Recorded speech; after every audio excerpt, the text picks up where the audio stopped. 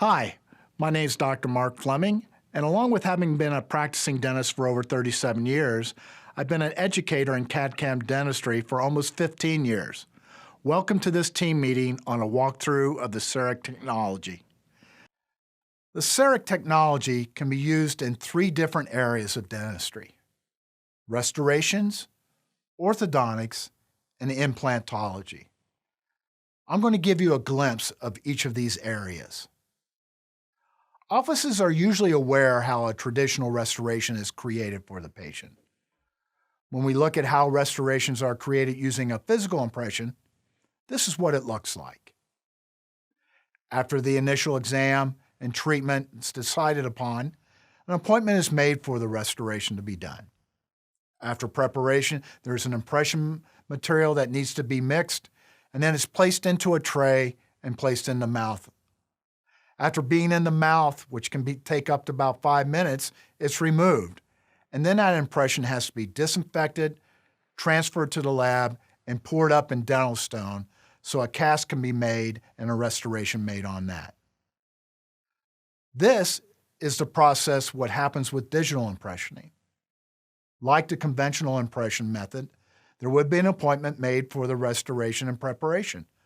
But now this is where things change. Instead of taking a physical impression, the area is scanned digitally.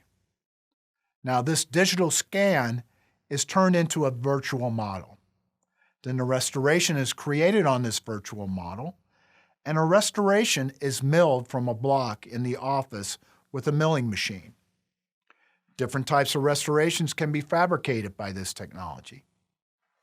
Inlays, onlays, crowns, and bridges can be done with the latest hardware and software. Now, single restorations and restoring quadrants can be accomplished. Permanent and provisional restorations can also be created. And on top of this, there are different design modes that can be utilized to create these restorations. The first design mode I'm going to talk about is what is known as biogeneric individual. Using this mode, the software looks at the surrounding teeth and proposes a tooth that fits well in that area. Let's say that the surrounding teeth are a certain shape or have a certain biting surface. The software will give a proposal that mimics this. Another type of design mode is what is known as biogeneric reference. This mode is used when we want to replicate a single central or lateral incisor or a cuspid. The software uses the information on the contralateral tooth to mimic the anatomy of that tooth. I had a case where this worked really, really well. A patient of mine had a very unflattering crown on a lateral incisor. She had no other restorations in that anterior area, and her natural teeth were very aesthetic. I had been informing this patient that we could help in making a better restoration that would fit in aesthetically with the rest of her teeth for a long time. Finally, she chose to have it replaced. Now, I asked her if she would like the shape and shade of the contralateral tooth, and she did, and we were able to create a mirrored match. She was very pleased with the result. The final mode I want to talk about is biogeneric copy. This design mode is used when you want to completely copy a pre-existing condition. Let's say a patient is wearing a partial and one of the teeth that has the clasp attached needs a restoration. It's very difficult to retrofit a restoration, and especially if the patient doesn't want to give up their partial, which is usually the case. Also, let's say the patient is wearing a retainer, like an aligner appliance.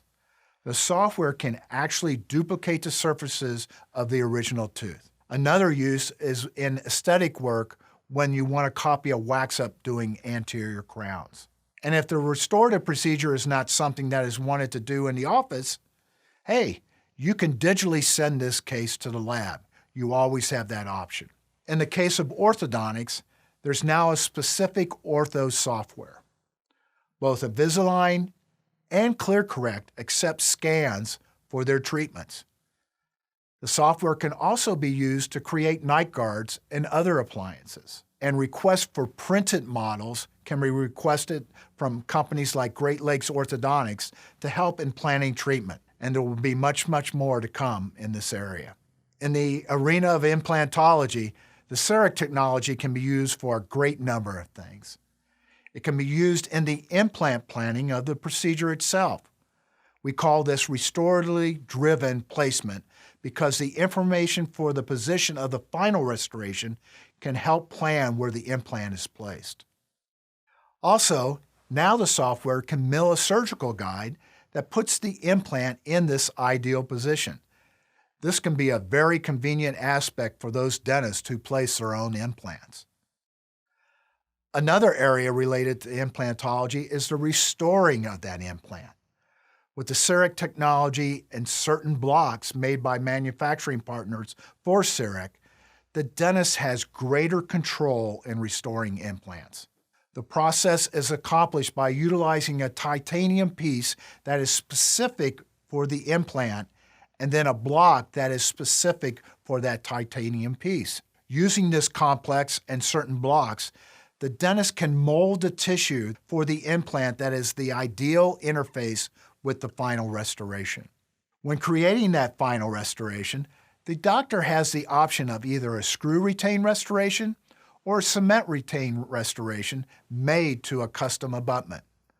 With the screw retain restoration, the tissue side of it can be formed to how the dentist wants the pressure to be on the tissue with that interface. And not only can this be done with the tissue surface of the custom abutment, but also the margin of the custom abutment can be placed right where the dentist wants. And that helps prevent the chance of any cement sepsis. So I hope you see there are many advantages when using the cerec technology. With proper training and its use, it can be a very valuable piece for practice success. So I hope you've enjoyed this explanation of cerec and look forward to seeing you again in another video.